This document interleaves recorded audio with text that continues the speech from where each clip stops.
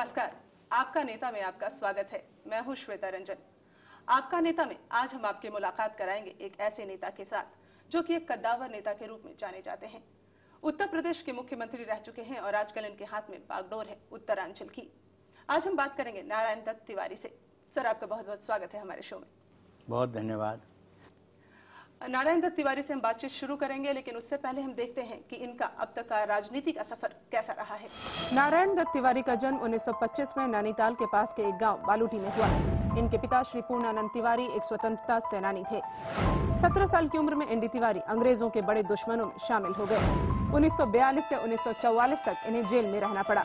1952 चुनाव में तिवारी उत्तर प्रदेश के एमएलए बने। 1975 तक उत्तर प्रदेश सरकार के कई मंत्रालय का पदभार संभाला। 1976 में उत्तर प्रदेश के मुख्यमंत्री बने। 1995 में कांग्रेस छोड़ा।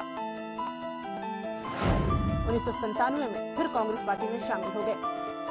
2002 में उत्तरांचल राज्य के गठन के साथ ही इन्हें यहाँ का मुख्यमंत्री बना दिया गया। संजय गांधी इन्हें न्यू दिल्ली तिवारी बुलाते थे। वहीं कई लोग इन्हें नथिंग डूइंग तिवारी के नाम से पुकारा करते हैं।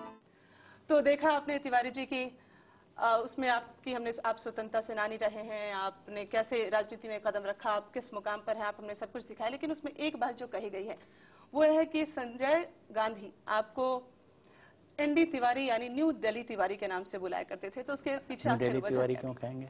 जो हमें बात को जो आपको मालूम है वो बिल्कुल सत्य से परे। तमाम पत्रिकाओं में, तमाम पत्रिकाओं में जो आता है, पत्रिकाओं में आता है। तो मैं तो कभी जो तब भी कभी मेरी आदत नहीं रही है कि मैं उसका कोई भी बात आ जाए छपी हुई उसे मैं स्वीकार कर लेता हूँ। कभी मैंने कॉन्ट्रडिक्शन या उसका प्रतिरोध नहीं किया। नहीं, वो न्यू दिल्ली तिवारी इसलिए जो पत्रिका में लिखी गई बात है वो इसलिए है क्योंकि जब आप उत्तर प्रदेश के मुख्यमंत्री थे तो आपका लखनऊ में समय कम और दिल्ली में ज्यादा गुजरा करता था। तो कौन कह रहा है? किसने कहा? किसने हिसाब रखा? नई दिल्ली हर मुख्यमंत्री को बार बार जाना पड़ता है। जी जी। अब भी जाना पड़ता है क्योंकि वहाँ कम से कम महीने में दो बार अवश्य ही कोई न कोई बैठक ऐसी होती रहती हैं, योजनाओं के बारे में, मूल्यांकन के बारे में, नई पहल के बारे में। चलिए, आप इस बात को सिरे से नकारते हैं। जी हाँ, ठीक है। हम बात आपसे शुरू करते हैं। वैसे तो पूरे उत्तरांचल की जिम्मेदारी आपके ऊपर है, लेकिन हम बातचीत शुरू करते हैं रामनगर से। आपकी कॉन्स्टिट्यूएंसी है, वहाँ के लोगों का ये मानना है कि आप वहाँ भ्रमण बहुत ही कम कर पाते हैं। तो आपकी अनुपस्थिति में वहाँ जनता की जो आवाज़ है उसको कौन सुनता है? ऐसा है कि मैं जितना भ्रमण एक मुख्यमंत्री अपने निर्वाचन क्षेत्र में कर सकता है और करना चाहिए, उतना मैं रामनगर क्षेत्र में करता आ रहा हूँ। और सबसे बड़ी बात यह है कि रामनगर क्षेत्र की महान जनता ने मुझे सिर्फ कहा कि आप नामजदगी का पर्चा दाखिल करिए, उसके बाद मत आइए। आप जनता को तो महान कह रहे हैं, उन्होंने आपको वोट दिए, आप आज मुख्यमंत्री हैं उत्तरांचल के। लेकिन अगर आप उनसे जाकर वास्तविकता में बात करें, जैसे हम खुद गए, वहाँ की जनता से हमने मुलाकात की, तो उनका ये कहना है कि हमारे नेता हमारे बीच तो आते ही नहीं, कभी हम चाहकर भी उन तक नहीं पहुंच पाते, और देहरादून में वो ज़्यादा समय गुजारते हैं। तो वहाँ तक एक गरीब पीड़ित व्यक्ति बहुत आसानी से नहीं पहुंच पाता, पहुंचता भी है तो आपसे मुलाकात। देखिए, राजधानी, हमारी अस्थायी राजधानी देहरादून है, तो मुख्यमंत्री अगर देहरादून नहीं रहेगा ज़्यादा, जहाँ उसका मुख्य सचिवालय है, तो कहाँ रहेगा? आखिर 70 निर्वाचन क्षेत्र हैं, इतना बड़ा यहाँ पर एक छोटा राज्य होते हुए भी यहाँ के अलग अलग क्षेत्र हैं। तो अपने ही क्षेत्र में जाएंगे तो लोग कहेंगे कहीं जाते ही नहीं रामनगर के अलावा, वो भी आलोचना। तो किस विश्वास पे जनता ने आपको वोट दिए? कि वो उनको विश्वास था कि मैं उनकी भी सेवा करूंगा और सारे उत्तरांचल की सेवा करूंगा। लेकिन मेरी मुलाकात के बाद मुझे ऐसा लग रहा है जैसे उनका जो विश्वास था कुछ चूर सा हो गया।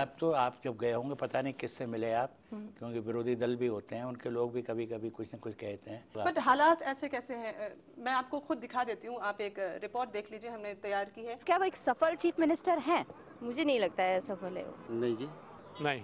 यह है रामनगर का मुख्य बस डिपो, जिसका 10 नवंबर 2004 को उद्घाटन किया गया और 20 बसों को चलाने की बात की गई। लेकिन यहाँ का आलम देखिए, वो 20 बसें यहाँ से न चलकर बल्कि 28 किलोमीटर दूर काशीपुर से संचालित की जाती हैं, क्योंकि इस बस डिपो को चलाने की मूलभूत सुविधाएं उपलब्ध नहीं है। कहने को तो इस डिपो से 20 बसें चलाई जाती हैं, लेकिन ये बसें चलती कहीं और से हैं। 28 किलोमीटर का फासला तय कर कई लीटर डीजल फूंककर जब तक ये बसें यहाँ पहुँचती हैं, तब तक डिपो पर इंतजार कर रहे यात्री थक कर चूर होते हैं। एक तो पैसेंजर को बहुत टाइम तक यहाँ पे रुकना पड़ता है। अभी आदमी हरिद्वार जाना चाहे तो नहीं जा सकता क्योंकि बस ही नहीं है। हाँ, ढीली ढाली तो है ये। इस डिपो पर समय सारणी तो लगी है, लेकिन बसों के आने जाने का कोई समय निर्धारित नहीं है। यात्रियों की सुविधा के लिए बनाए गए सहायता केंद्र में भी किसी का कोई अता पता नहीं है। आप डिपो में काम नहीं करते हैं? आप? जी हाँ। तो अभी खाली समय है? जी हाँ, खाली समय। ड्यूटी पर नहीं है, ताश खेल रहे हैं आप लोग? ना, ताश नहीं, खाली एंजॉयमेंट कर रहे थे थोड़ा सा। हाँ? थोड़ा एंजॉयमेंट कर रहे थे जरा सा। अच्छा, तो कोई काम नहीं होता डिपो में? खाली पड़ा हुआ डिपो नहीं है, खाली स्टेशन है यहाँ पे। डिपो तो काशीपुरी है यहाँ का। यह है रामनगर का सरकारी अस्पताल। अक्सर ऐसा ही अंधेरा छाया रहता है इस अस्पताल में। मरीजों का तांता यहाँ दिन रात लगा रहता है, लेकिन डॉक्टरों की कमी इतनी कि ज्यादातर मरीज बिना इलाज के ही रह जाते हैं। बुखार है 3 दिन से, तो मैं बहुत देर से खड़ी हूँ, 2 घंटे हो गए हैं, कोई डॉक्टर नहीं है यहाँ पर। डॉक्टर ही बैठे नहीं है, पता नहीं कहाँ पे गए हुए हैं।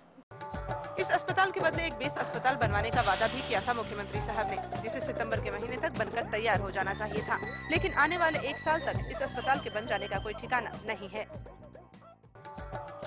कुछ ऐसा ही हाल है यहाँ के एजुकेशन और एग्जामिनेशन बोर्ड का। ना तो स्टाफ और ना ही भवन की सुरक्षा पर कोई ध्यान दिया गया है। जब ये बोर्ड बना था तो इसमें बाउंड्री वॉल का प्रोविज़न तो किया गया था, लेकिन क्योंकि यहाँ बस्ती काफ़ी एग्रेसिव है तो उसने बाउंड्री वॉल को तोड़ दिया, और जिस वजह से बाउंड्री वॉल का प्रोविज़न अभी नहीं हो पाया। लेकिन हमने गवर्नमेंट को एस्टिमेट दिया हुआ है। नेताजी ने जनता की सुरक्षा के लिए यहाँ एक अग्निशमन केंद्र का भी निर्माण कराया, लेकिन यहाँ के कर्मचारी अपने कर्तव्यों का निर्वाह कर पाने में बेबस हैं। हमारे यहाँ पानी की जो सुविधा नहीं है, वो मैं नहर से ही पानी ला करके आग को बुझाता हूँ। वैसे हमारे यहाँ 2 टोटियाँ पानी की लगाई गई हैं, जो खाली कर्मचारियों को पानी पीने के लिए ही उपलब्ध होती है। जनता वहाँ इतनी नाखुश है कि आपने कई चीजें वहाँ करने की कोशिश तो जरूर की है, लेकिन वो पूरा नहीं हो पाया, वो प्रॉपरली संचालित मेरे नहीं। मित्र स्वर्गीय श्री रामदत्त जोशी जी के नाम से एक चिकित्सालय राजकीय वहाँ खुला हुआ है, और उसमें यथाशक्ति जितने भी हो सकता है डॉक्टर मुहैया किए गए हैं। अब बहुत से डॉक्टर रामनगर भी न जाना चाहें, वो और भी किसी और केंद्र के जाना चाहें, तो कोई ट्रांसफर चाहते होंगे, बात अलग है। आपने खुद देखा कि अगर वहाँ पे एक अस्पताल है, सरकारी अस्पताल है, डॉक्टर्स नहीं है, बाल रोग विशेषज्ञ नहीं है, तो क्यों नहीं आना चाहते डॉक्टर्स? नहीं आना चाहते इसलिए कि वहाँ इतने हैं नहीं वे बाल रोग विशेषज्ञ। नहीं, आज ये जो सिलसिला है कमी का, ये केवल उत्तरांचल में नहीं, देश के अनेक राज्यों में है जहाँ पर कि विशेषज्ञ नहीं आना चाहते। पलायन हो रहा है, अगर उचित वर्ड इस्तेमाल करें, पलायन हो रहा है। लोगों का यही कहना है कि अगर वो अपने बच्चों की चाहे एजुकेशन के लिए अन्य तमाम वजहों से वो छोड़ते हैं इस राज्य को और दिल्ली या इस जगह पर जाना पसंद करते हैं। तो पलायन अगर कोई करता है और वहाँ पर उनकी उन्नति होती है, उनके बच्चों को अच्छी पढ़ाई, तो यहाँ उनको वो उन्नति क्यों नहीं मिल पा रही? नहीं मिल सकता, उनको दिल्ली की तरह मिल सकते हैं सुविधा। अच्छा, एक बात बताइए जरा, आप दिल्ली यहाँ कहाँ से ले आएंगे? आप यहाँ पर वो सुविधा कहाँ से ले आएंगे जो बम्बई में? तिवारी जी, आपसे हम बातचीत जारी रखेंगे, लेकिन फिलहाल वक्त है एक छोटे से ब्रेक का। ब्रेक के बाद आपका नेता जारी रहेगा।